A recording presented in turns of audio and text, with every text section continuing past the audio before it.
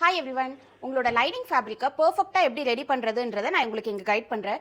என்னதான் லைனிங் ஃபேப்ரிக்கை நீங்கள் pre wash பண்ணி அயன் பண்ணாலும் ஸ்டிச் பண்ண அப்புறம் ஷ்ரிங்க் ஆகுது, அந்த சைஸ் சேஞ்ச் ஆகுதுன்னா இந்த டெக்னிக்கை ஃபாலோ பண்ணி பாருங்கள். லைனிங் ஃபேப்ரிக் வந்து உங்களுக்கு நார்மல் குவாலிட்டிலையும் அவைலபிளாக இருக்குது, இல்லை குட் குவாலிட்டிலையும் அவைலபிளாக இருக்குது. நார்மல் குவாலிட்டி வாங்குறீங்க அப்படின்னா ப்ரீ ஷ்ரிங்க் பண்ணி அதை வந்து நீங்கள் அயன் பண்ணணும்.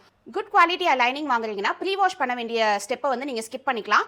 அயன் பண்ணிவிட்டு ஸ்டிச் பண்ணால் போதும். ஸோ அயன் பண்ணாலும் சம்டைம்ஸ் வந்து மெஷர்மெண்ட் சேஞ்ச் ஆகுதுன்றதை சில என்னோட ஸ்டூடெண்ட்ஸ் சொல்லியிருக்காங்க. அவங்களுக்கு நான் ஷேர் பண்ணுற டெக்னிக் அண்ட் நான் வந்து சின்ஸ் என்னோட ஸ்விங் ஜர்னி ஸ்டார்ட் பண்ணதுலேருந்து ஃபாலோ பண்ணுற டெக்னிக். டெஃபினட்டாக இது உங்களுக்கு ஹெல்ப்ஃபுல்லாக இருக்கும். ஸோ இதுதான் உங்கள் லைனிங் ஃபேப்ரிக்னா நீங்கள் ஃபர்ஸ்ட் என்ன பண்ணணும், அயன் பண்ணுறதுக்கு முன்னாடி ஸ்ட்ரெச் பண்ணணும் இந்த மாதிரி.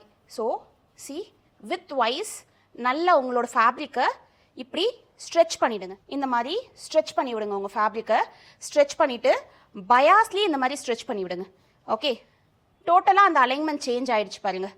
ஸோ இந்த ஸ்ட்ரெச் வந்து ரொம்ப இம்பார்ட்டண்ட். ஸோ இந்த ஸ்ட்ரெச்சை பண்ணிவிட்டு நீங்கள் ஃபேப்ரிக்கை அயன் பண்ணக்குள்ளே ஆட்டோமேட்டிக்காக இந்த ஃபேப்ரிக்கோட வீவ்ஸ் எல்லாம் ஓப்பன் ஆகிடும்.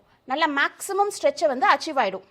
ஸோ இந்த மாதிரி மேக்ஸிமம் ஸ்ட்ரெச்சை அச்சீவ் பண்ண அப்புறம் நல்லா நீட்டாக அயன் பண்ணிவிட்டு நீங்கள் ஸ்டிச் பண்ணிட்ட அப்புறம் ஃபேப்ரிக்கை நீங்கள் எத்தனை தடவை வாஷ் பண்ணாலும் மெஷர்மெண்ட் வந்து உங்கள் லைனிங் ஃபேப்ரிக்கில் சேஞ்ச் ஆகாது. லைனிங் ஃபேப்ரிக்ஸில் ரிங்கிள்ஸும் வராது. ஹோப் உங்களுக்கு இந்த இன்ஃபர்மேஷன் யூஸ்ஃபுல்லாக இருந்திருக்கும்னு நினைக்கிறேன். Thank you. Happy swing, keep learning.